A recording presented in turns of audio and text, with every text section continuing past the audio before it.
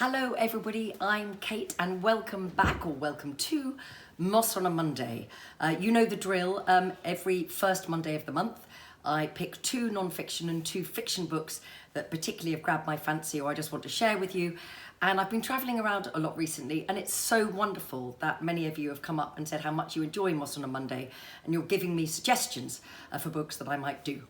But this one, July 2023, is a special Moss on a Monday because I'm just about to publish a new novel, The Ghost Ship, which is a pirate novel. So this today is a pirate special. So hold on to your hats and shiver me chimbers, off we go. So, of course, what else could I start with but Robert Louis Stevenson, Treasure Island.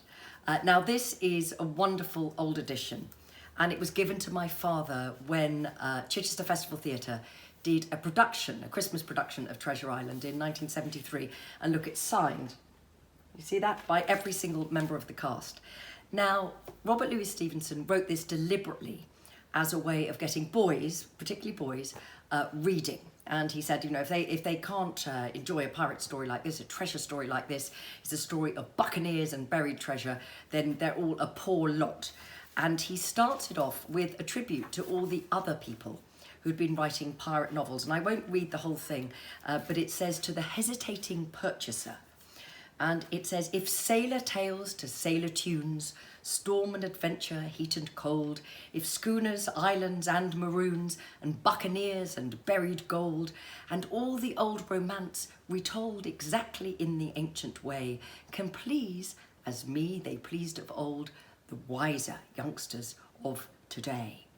So be it, and fall on. If not, if studious youth no longer crave, his ancient appetites forgot, Kingston or Ballantyne the brave, or Cooper of the wood and wave, so be it also. And I may and all my pirates share the grave where these and their creations lie. Brilliant. They're all other authors like Fenimore Cooper who wrote pirate stories. It was serialised, Treasure Island, in a boys' magazine in the early 1880s and then published in book form in 1883. And it is in a way the gold standard, the one that everybody knows. It is of course the story of Jack Hawkins. It begins on the Bristol Channel, on the Devon coast. It has characters like Blind Pew with the tap of his stick on the cobbled stones.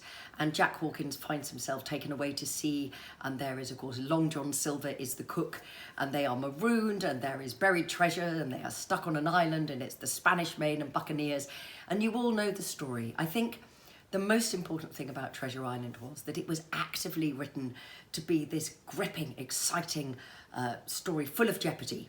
And I did love Treasure Island, but even when I was being read it as a child or inheriting this book from my dad when he died, I remembered that even when I was a little girl, I was thinking, where are the girls and where are the women? Because that's always been the problem with pirate stories, that it's pretty much a male-only zone. But if you haven't read Treasure Island before, or you haven't read it for a long time, do go back to it. It is a most fantastic, romping read. So Treasure Island by Robert Louis Stevenson, the first of our pirate novels.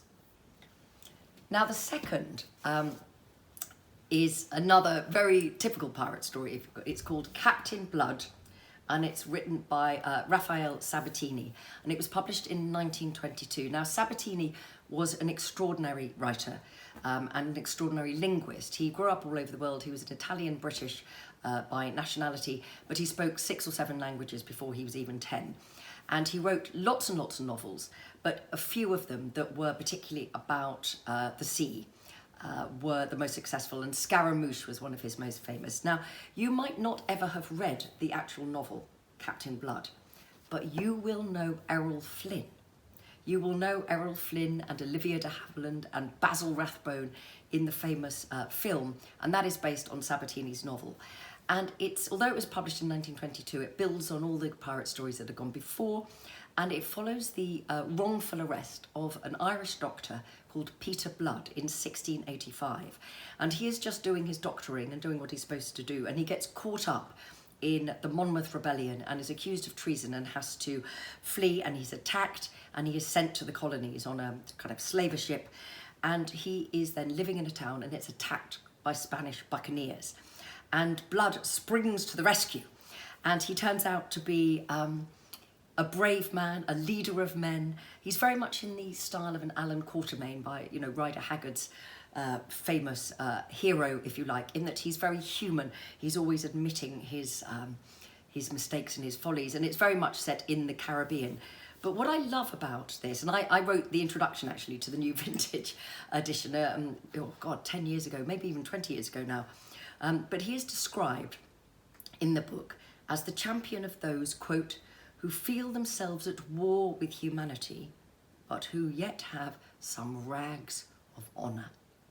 And this is the joy about Captain Blood, and I think many pirate stories, which is a pirate ship is a floating republic.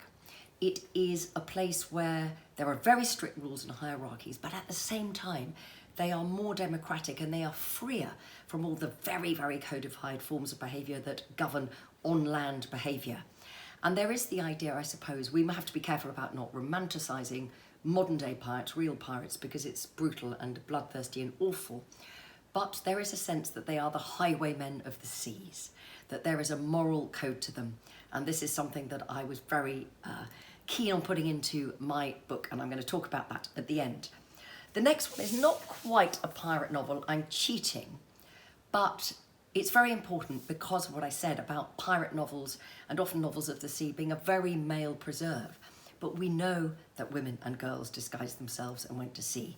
One of the most wonderful new sea novels, shall I call it, it's a smuggling novel, is this, A Wild and True Relation by Kim Sherwood. And Kim is also the James Bond continuation writer, the first woman to have done that. And this is a beautiful novel, very much comes out of her own background and her history and being in the Southwest. And it tells the story of Tom West, who confronts his lover, Grace, for betraying him to the revenue. And this is the very beginning of the 18th century. And there is a very, very fantastic and despairing, I would say, opening scene. And within that, there is a young girl who is kind of taken away in this raid. And this is a novel about smugglers and smuggling and the ways in which in Cornwall and Devon, everything was about who was on the side of the revenue, who were the smugglers, and going out to sea. And it's a very clever book because the title of Wild and True Relation is about an imagined journal that is kept. This young girl who grows into a woman who's disguised as a boy and grows up as a man, travelling the world on a smuggler's ship. The way that he builds a life for herself and writes everything down. And then there are lots of drop-ins from writers from the contemporary periods that she's writing about. So Dickens comes into it and many other writers come into it, George Eliot. And it's a very poised, very clever, beautiful novel about the sea that is both true, but also puts women into the heart of the stories of the sea. And of course, they always were there, but it was considered very bad luck for women to be on ships. And so it's very difficult to actually have an active protagonist on a ship who is a woman. Keira Knightley, notwithstanding, obviously is one of the kind of gold standards. Again, I'm using the word gold standards because there's nothing you can do about pirates when you don't talk about gold and buried treasure. So A Wild and True Relation by Kim Sherwood, it came out in February, and I think when it comes out in paperback, it's going to be a massive hit. It's a fabulous read. I recommend it to everybody who likes novels with a great sense of place, with a great sense of women in the world, with a great sense of learning about the literary relationship between writing and seafaring and history.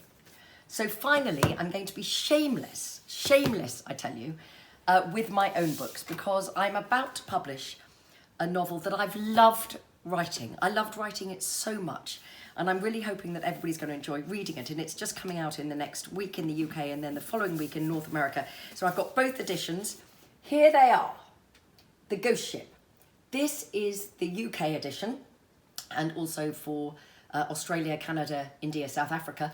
And this particular one is the independent bookshop edition. Can you see the beautiful galleon sailing up that spine? And this wonderful, very different approach is the North American edition for the USA, and this is published by Minotaur Books. This is Mantle, this is Minotaur Books in America, and they've gone for a slightly different, but they both have that sense of the sea.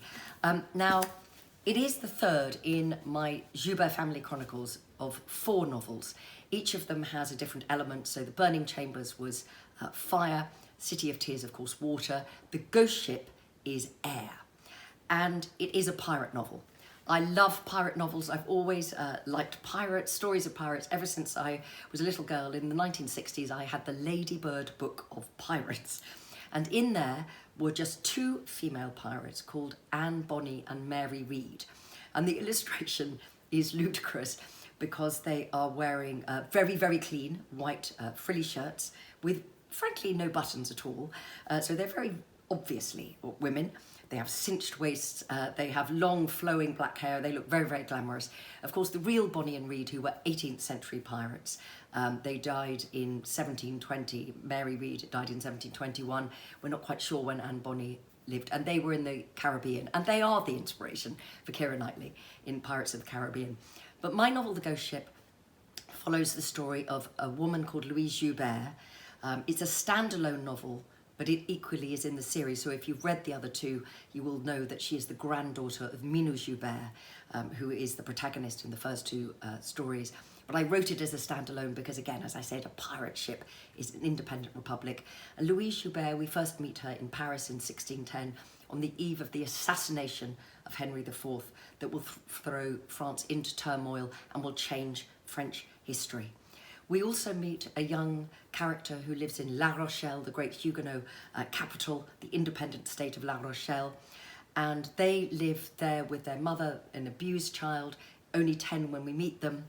And their story is very challenging to start with. And over time, Louise and Gilles meet. And the story is set between Paris, it starts, Amsterdam, of course, the Dutch East India Company, where many of the ships are sailing to the so-called New World, and to the Canary Islands, La Rochelle, but particularly on the high seas. And it's a story of revenge and rebellion and murder and secrets. It's about being a defiant and courageous woman in a man's world. And most of all, it's about the ghost ship that Louise Joubert finally commands, and them attacking the slaver ships that are coming out of North Africa, from Morocco, from Salé. And I've always wanted to write about the Canary Islands. It's partly set in Las Palmas de Gran Canaria. I know that Canary Islands are often not everybody's cup of tea, but I love them. And they are beautiful, brilliant, independent archipelago with great history. And I have set it here because at this period in history, the 17th century, much of the novel set in 1620 and 21, they are the turning point of the world. It is where all the ships who are going to the so-called New World or down the Portuguese Gold Coast towards the Cape or on to Batavia, as so-called, where the Dutch East India companies are operating, every ship stopped either in Madeira or Las Palmas de Gran Canaria or Tenerife. And they are the big exporter of wine. You might not know, when you read about Canary sack in Shakespeare, that's actually wine from the Canary Islands. Isn't that great? Great piece of information. So it is a proper old-fashioned adventure story. It's a pirate novel. I'm obviously not going to tell you very much about the story because I'll give it all away and I want you to read it and enjoy it. But it was such a joy to be reconnected with the little girl that I was reading the Ladybird Book of Pirates. And finally, almost 60 years later, or 55 years later, to find myself remembering sitting cross-legged with the picture of Bonny and Read, those real pirates, and starting to write The Ghost Ship and thinking, there is nothing in a writer's life that is ever wasted. So I'm about to be on tour in the UK and a few online events in the USA for The Ghost Ship. So come and say hello, keep writing in, keep enjoying the show, keep telling me the books you'd like me to cover, which I will when it's a little bit calmer. I'm going to be on the road for 3 weeks. I will be back in August with some proper summer reading, non-fiction and fiction. We'll be back to normal.